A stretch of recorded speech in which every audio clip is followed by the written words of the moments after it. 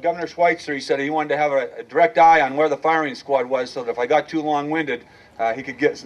So they're right there. I won't, and right in front. I won't become too long-winded, Governor. Governor Schweitzer, ladies and gentlemen, distinguished guests, on behalf of the thousands of Montana men and women who are currently serving in our armed forces, it is truly a privilege for me to be here with you today to honor this very special group of Americans. And I want to thank all of you who have come out today to join me and the governor to honor the men and women of Montana, especially, who are serving in our country. I can think of no place that I, as the Adjutant General of the Montana National Guard and a fellow veteran, would rather be today than at a ceremony such as this, as to honor the veterans of Montana. As I look around our great state, and I travel around our great state of Montana, and I look at all the things that we have in Montana, we would not have those if it weren't for the veterans who have gone before us and sacrificed so much. There is no doubt that our nation owes a great debt to its veterans, whose service spans every decade and continues every day of our country's existence. Through untold courage and sacrifice, America's veterans have secured the liberty which our founding fathers sought to establish. Whenever and wherever this nation is called, in times of darkness and in times of danger, our veterans have responded. America's veterans have been there. Our veterans have proudly carried the torch of liberty for all of us to see. The first Veterans Day was declared a National Day of Remembrance by President Woodrow Wilson 80 years ago today, in 1919. Today we celebrate Veterans Day on the anniversary of the armistice that ended World War I. The armistice that began on the 11th hour of the 11th day of the 11th month. In the years since, President Wilson made the 11th of November a National Day of Remembrance. The scope of Veterans Day has changed. From a day set aside to remember the dead of one war to today, in which American veterans from all wars, as well as those who served in times of peace, could be remembered and honored. This Veterans Day, as for the past 8 years, our nation is at war. We continue to fight to defend our freedoms and combat terrorism. This calls us to honor and celebrate both those veterans whose service is recorded in our history and in many of the past conflicts, and to recognize our current warriors who add to our nation's rich history each and every day. They are stationed around the world, standing in harm's way to protect us at any moment whenever needed. Two medals of honor have been given to service members for their heroism in Afghanistan, and 4 have been given for heroism in Iraq. Let me mention a couple of the most recent heroes in this fight. Sergeant First Class Ray Pallister was presented with the Silver Star in July of 2008 for bravery during an ambush by Taliban fighters in Afghanistan. After his patrol came under ambush from 2 positions, he moved under heavy enemy fire to his vehicle. He intended to radio for air support and evacuation of the wounded casualties, but the radio was inoperable. He was pinned down by enemy fire.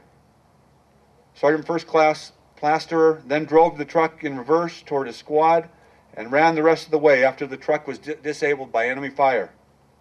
His tactical decision-making put his unit into a position which allowed him to engage the enemy and kill 20 Taliban fighters. Throughout the 2-hour fight, his courage and heroism saved numerous lives and led to decisive victory. The Silver Star is the 3rd highest award presented for gallantry in action. The second took place in September of 2008 when First Sergeant Eric Gursery of Company E, 2nd Squadron, 2nd Stryker Cavalry Regiment, assigned to Multinational Division Baghdad, was awarded the Silver Star. First Sergeant Gursery heroically led his company in high-intensity combat. On numerous occasions, he exposed himself to direct enemy fire to instill confidence in his men, care for his wounded, and destroy the enemy. As a result of First Sergeant Gursery's preparation, leadership, and gallantry, Eagle Company killed 18 Al-Qaeda fighters.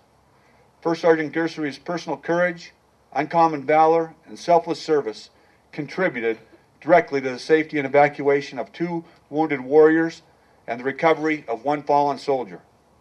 First Sergeant Gursery, without regard for his personal safety, courageously risked his life under enemy fire to save the lives of his fellow soldiers.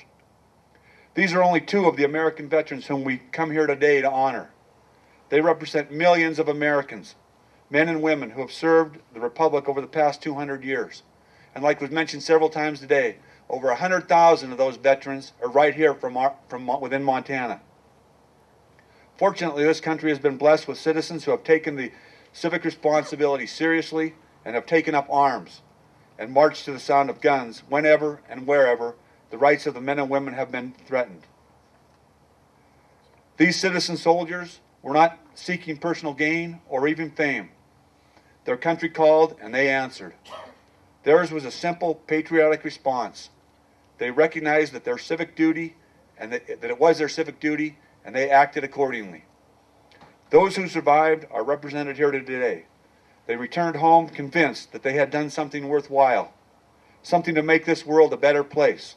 They served in the cause of freedom for all mankind, and for them, that was reward enough. Our men and women in the military have a superb training, the best equipment that money can buy, and the best leaders that we can possibly put out there. But they have one other thing. They have the example of the American veteran who came before them. From the very day George Washington took command, the uniform of the United States has always stood for courage, decency, and a shining hope.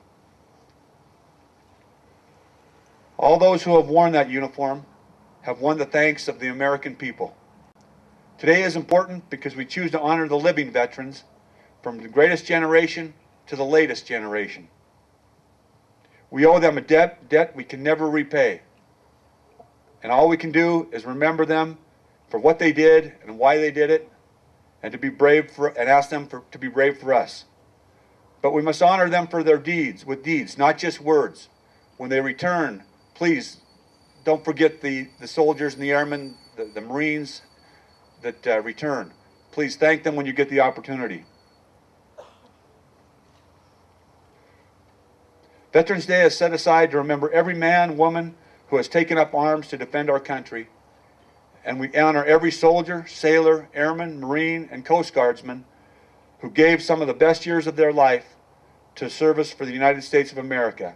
They stood ready to give their life whenever it was called for.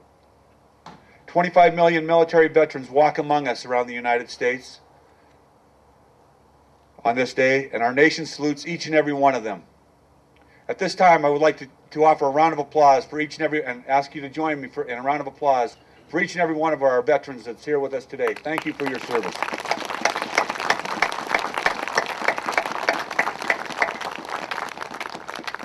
President John F. Kennedy once said that a nation reveals itself not only by the people who it produces, but also by the people it honors, the people it remembers. Ladies and gentlemen, you are, simply put, all ordinary people who accomplished extraordinary things, and you have the eternal gratitude of a grateful nation. May God bless you, and God bless the beacon of freedom, the United States of America. Thank you very much.